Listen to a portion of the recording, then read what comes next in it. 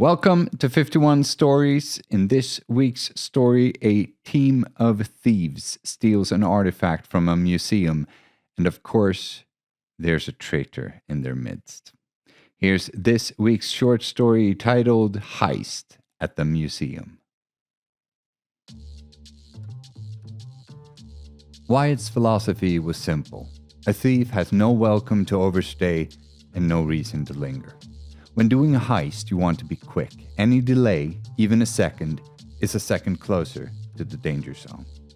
Wait! Wyatt waved Jules over to where he sat balled up in the contraption in the back of the van. What? Jules said, his finger hovering over the button on the control. Have you double-checked the angle? Triple-checked. This isn't the warehouse, Jules. If I miss, there's no mattress to... Trust the math, man. Your downward trajectory will line up perfectly with the roof ledge. It'll feel like a gentle giant just gave you a boost. Like an elf on the shelf, Terry laughed in the front seat. Should have just climbed up there, Wyatt grumbled. This will work, Jules said, releasing a bunch of latches on the inside of the roof of the van. How's it looking, Terry? Clear. Just wait for the red light. On your count, Jules grinned. 3. Terry began. Jesus Christ, Wyatt hissed, pulling the visor down on his helmet. 2. Kate's waiting by the door, Jules said, getting as far away as he could in the cramped space. 1. Take off. There was a loud thwack from the hydraulic catapult. Wyatt shot through the hatch in the roof, and then he was flying. The lights of Columbus Avenue floated into view through the visor, and for a moment, he almost forgot to do the one thing keeping him from ending up smashed against the pavement. He reached out and caught the ledge of the Smithsonian's roof as though he'd leaned across the kitchen table. In a panic, he pulled himself up and ducked down behind the lift. Elf on the shelf! He laughed into the comm, stunned to be alive. It worked? Jules exclaimed on the other end. Copy. Wyatt ripped his helmet off to hear the city. His stunt had gone unnoticed. It wasn't surprising. The city had never really paid him much attention. He allowed himself one deep breath before surfing the wave of adrenaline down the list, tapped the security feed, bypassed the alarms, make sure the guards hadn't discovered their exit strategy. Clear, he said into the comm. He cut across the roof, fastened the paracord, and rappelled down the side with a whiz. He sat down next to the glass emergency exit where Kate was working the lock. Wyatt, she said, acknowledging him over her shoulder. Kate? Wyatt nodded. I hadn't figured you as a dark alley kind of a girl. That's what makes me a dark alley kind of a girl. She clicked the lock open and turned around to grab her gear bag. Nice flight? Don't want to talk about it. They snuck inside. Terry, got eyes on the rent-a-cops? Katie whispered in her earpiece. Right where they're supposed to be, Terry answered. We're moving into position. See you in 5, Wyatt said, clicking the side of his watch. They passed the planetarium into the East Galleria, sneaking across the floor, barely dry from the cleaners. Kate punched the elevator button. So, Wyatt said as they stood waiting, is this your first time? I usually steal the specimens from the dig site, a lot less, Kate said, giving him a once-over in his all-black tactical gear and balaclava. A lot less macho. Wyatt shot her a crooked smile. Uh-huh. Bet you're really turned off right now, right? She straightened the lapels of her expensive coat. Let's just get the crate. They got in the elevator. Kate produced a replica of the maintenance key and put it in the lock next to a green button. There was a click and a whir. Then the elevator obediently took them down to the basement. Terry? All clear.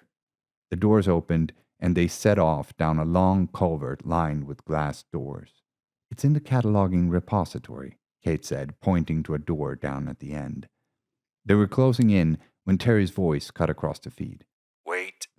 They stopped. What? Wyatt whispered. Movement. They looked back towards the elevator doors. Not that way. There's someone with the target, Terry said. Can't get an angle, but I see a shadow. Gotcha, Wyatt said, moving his hand to the holster on his chest.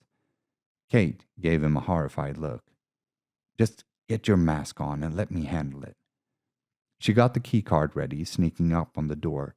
Drawing his gun, Wyatt put 3 fingers up, counting them down. On one, Kate slid the card through the reader, and Wyatt tackled the glass door open. He sidled into the room, clearing the first pile of crates, then stopped, gun raised. Don't move. A guy in a similar getup, all black, tactical, stood by a crate in the middle of the floor. The man looked from the burrito in his hands to the AR-15 on the crate. Don't, Wyatt hissed. You really don't want to do this, the man said. Okay, Dad, Wyatt sneered, motioning for him to step aside. Slowly, the man backed up. Sidearm, Wyatt ordered. Slowly. The man pinched the butt of his gun, pulling it out and placing it on the floor before kicking it towards Wyatt. Good doggy. Now turn around. Your funeral, buddy. The guy turned, revealing the yellow abbreviation on his back. Kitty cat, Wyatt whispered out of the side of his mouth. What? Kate said, peeking around the corner of the crate. Oh, perfect. Told you, the man said over his shoulder. Wyatt ran his tongue across his teeth under the mask, glaring at Kate. Why is the FBI guarding our hall? I'm sorry, what? Terry said over the comm. Did you say FBI? Jules cut in. Framed by the black fabric, Kate's eyes seemed unfazed. This changes nothing, she said. Stay on schedule. Wyatt bit down hard. Jules? The comm was silent for a couple of seconds. Then Jules said, You're the boss. The sweat was already soaking into his gloves. Stay on schedule, he said over the comm, then stepped toward the agent, not stopping until he pressed the muzzle against the back of his head. Listen, cowboy, the agent growled. You're punching way above your weight class here. This isn't boxing, Wyatt said, removing a plastic cylinder from his belt. This is a robbery. He punched the end of the cylinder into the man's neck. A second later, the man's legs gave out. Wyatt caught him, making sure he was out before dropping him to the floor. As he did, something slid out of the agent's hand, a black little square fitted with a button. Wyatt crushed a panic device under his boot, knowing full well it wouldn't make a difference. I'm sorry, I had no idea, Kate started when Wyatt spun around, pointing the gun at her. Shut up and let me think. He kept the gun on her, snatching the AR off the crate, sliding it across the floor, putting it out of reach. He glanced at his watch. In a minute, they'd cross into the red, the danger zone. What's in the box? Fossil, Kate said. Bullshit. Feds don't care about dinosaurs. Kate shrugged. Who said it was a dinosaur? We're in position, Terry said over the comm. Hang tight, I'm negotiating, Wyatt said. Kate pulled her mask up to uncover her face. What do you want? Double. For each of us. Done. With a curse, Wyatt holstered his gun. I could have tripled it, couldn't I? Never mind, don't tell me. Let's get this thing rigged up. They unpacked Kate's gear bag, pulling out an aluminum frame. No more than a minute later, they'd put wheels and a handle on the crate, silently rolling it out into the culvert. They'd just gotten into the elevator when Terry jumped on the comm. Kenny Loggins just entered, stage right. Feds? Wyatt said, feeling the sweat trickling down his back now. Alphabet soup out here, boss. All right, keep your heads down. We'll have to Top Gun the cargo. Catcher's in place, Jules said. What does that mean? Kate said. It means, Wyatt said, tightening the screws on the aluminum frame, that when I say jump, you jump. They rode the elevator to the 4th floor, bursting into a sprint as soon as the doors opened. They pushed the crate through a dino exhibit, prehistoric beasts bearing their fangs at them. Where are we going? Kate yelled. You're going to get us cornered. Shut up and run. They skidded into another hall, passing underneath a giant shark jaw hanging from the ceiling. when one of the museum's security guards suddenly blocked their path. With a screech from the rubber wheels, they stopped the crate. Wyatt's hand went to his gun. "You're punching way above your weight class here, cowboy," he snarled. The guard hesitated, then stepped aside and ran for the elevators. "He'll alert the others," Kate said. "We can't get back down." Wyatt ignored her, heading into the center of the room, underneath a glass dome. He pulled a controller out of his pocket and punched a button. There was a clack from a mechanical release up above, and a thick cord fell from under the dome, hanging across the ceiling like a trapeze artist's line. Wyatt took a piece of rope from his back with a hook in one end, then swung it across the cord, catching it. "How is that supposed to get us out of here?" Kate said. "Calm down. We're taking the stairs. This is for the package." He dashed across the room, kicking over one of the exhibit podiums. Underneath was a car battery and a winch motor. It had been bolted to the floor, hidden by the plywood podium. "Help me get it taut." Together, they stretched the elastic cord until Wyatt could hook it to the winch, which did the rest. "Now what?" Kate said. Wyatt rolled the crate up, attaching the hook on the taut cord to the handle on the aluminum frame. No, wait. Do you have any idea how much that thing is worth?" "Don't worry. It's all about the angle." He carefully lined it up at the mark on the floor Jules had left the day before. "Just trust the math." Taking a step back, he kicked the emergency release on the winch. The bungee cord snapped back, hurling the crate up through the glass dome. Right then, there was a ding from the elevator. "Stairs! Get to the roof now!" They rushed to the stairwell on the other side of the exhibition hall, racing up the steps as shouts for them to stop echoed behind them. "Jules!" Wyatt huffed into the comm. "Package!" "Secure."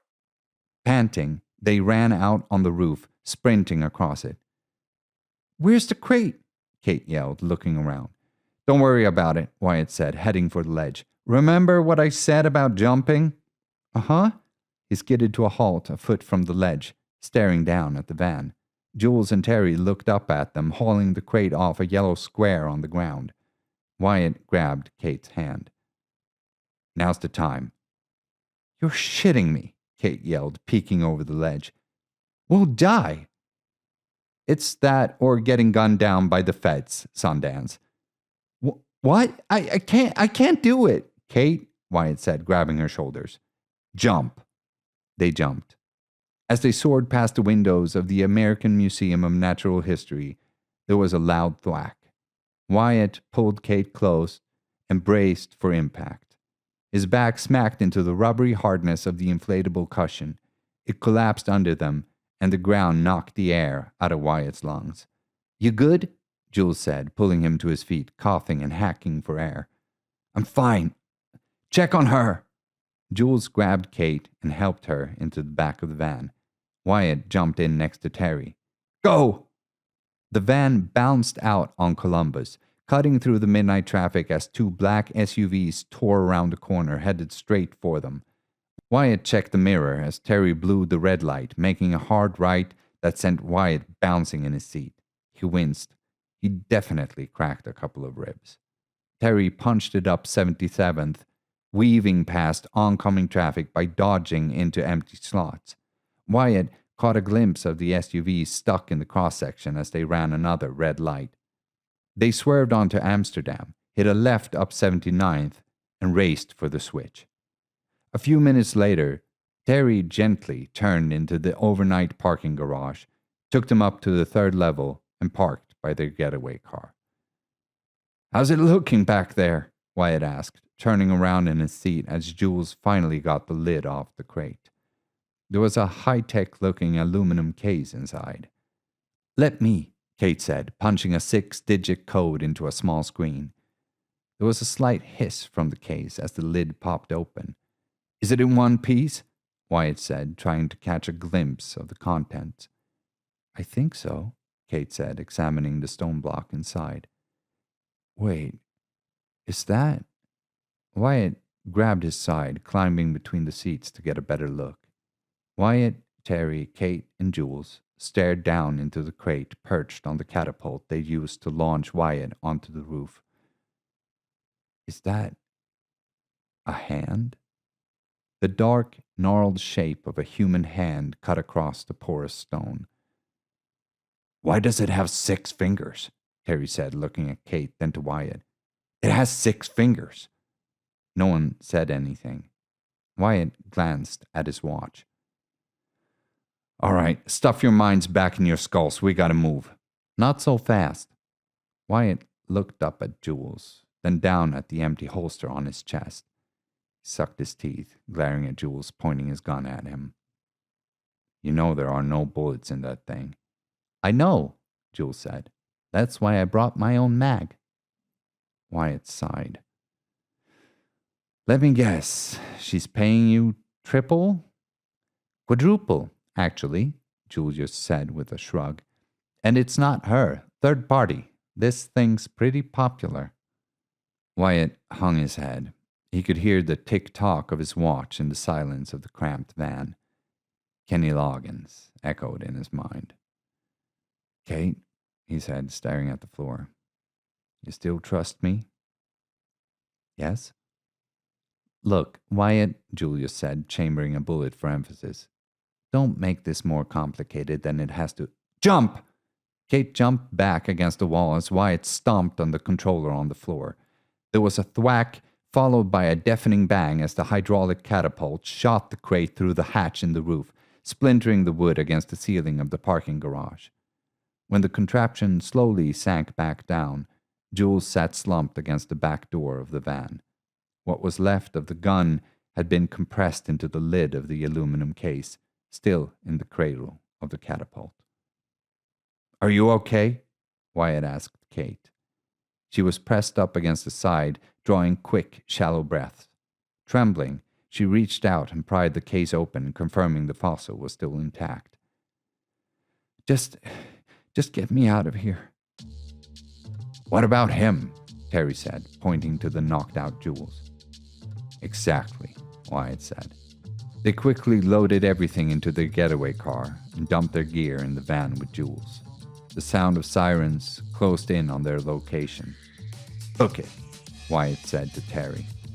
A thief has no welcome to overstay and no reason to linger. And that was Heist at the Museum. I write a short story once a week and publish it right here on YouTube. So far, the channel has got 16 stories for you to enjoy. I wrote a bunch of horror stories back in October, so check those out. They're in a special playlist, and there are a lot of other fun stories for you to listen to. I hope you enjoyed it, and I will see you in the next one. All hail the eternal Storyboros.